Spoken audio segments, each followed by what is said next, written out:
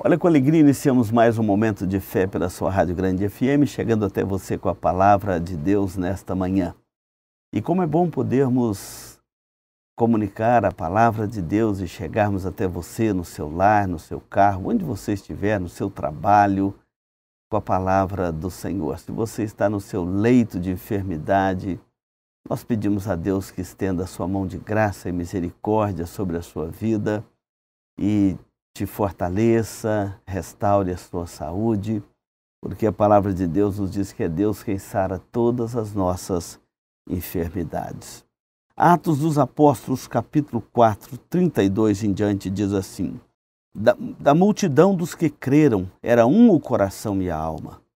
Ninguém considerava exclusivamente sua nenhuma das coisas que possuía. Tudo, porém, lhes era comum.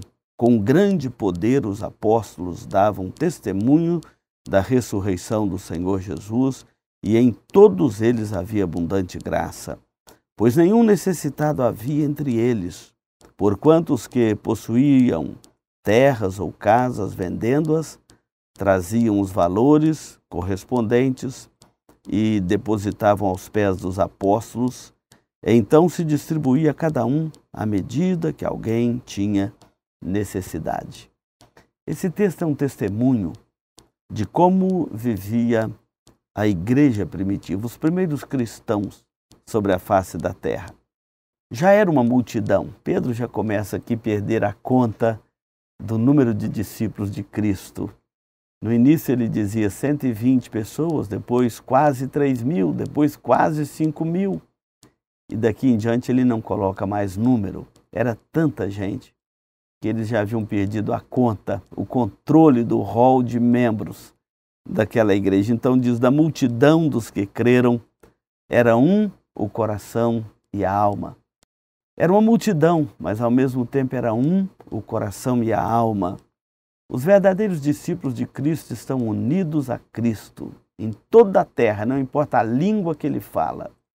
Não importa se ele fala português, o inglês, o espanhol, o francês, o africano, nos seus muitos dialetos, o tereno, o guarani, o kaiowá, não importa qual a sua língua. Somos um em Cristo. Da multidão dos que creram, era um o coração e a alma. A mesma fé, o mesmo Cristo Redentor, o mesmo Deus e Pai. É um em toda a terra. Por onde nós vamos, encontramos irmãos nossos em Cristo, nós vemos que é o mesmo coração, a mesma alma, remida pela graça de Deus, firmada em Cristo, cheio de esperança e de gozo, cheio da alegria da salvação, das bênçãos da vida eterna. Era um o coração e a alma, era uma multidão, mas estavam unidos em Cristo. Jesus é o elo entre todos aqueles que creem nele como seu Salvador. É o nosso irmão mais velho. Nós somos irmãos, porque temos um irmão mais velho em comum, que é Jesus Cristo. Era um o coração e a alma. E aqui diz que ninguém considerava seu nada que possuía, era tudo em comum. É bom explicar o comum aqui da igreja primitiva para o comum, ou a tentativa de tornar a humanidade comum, todo mundo junto, do mesmo jeito, aquela chamada igualdade absoluta. Não era isso que o texto aqui está falando, ele está falando de igualdade absoluta. Ele está dizendo que eles repartiam entre si o que possuía e ninguém passava necessidade. A diferença do comum da igreja primitiva para o comum das correntes comunistas é muito diferente, é uma inversão de valores.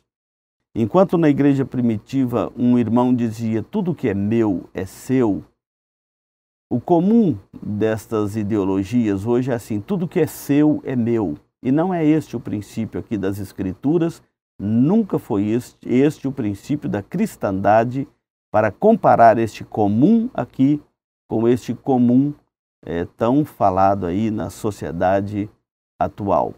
Aqui é assim, tudo que é meu é seu.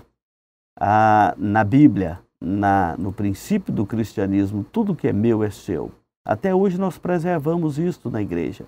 Nenhum necessitado há entre nós, porque nós não deixamos de repartir o nosso pão de cada dia com os nossos irmãos que têm necessidade.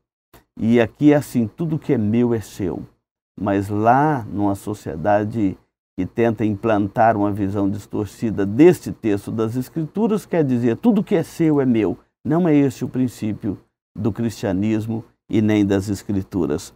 Cada um vendia sua propriedade, entregava, depositava aos pés dos apóstolos, e estes distribuíam à medida que cada irmão tinha necessidade. Que Deus assim nos ajude a entender sempre a sua palavra com discernimento. Em nome de Jesus. Amém.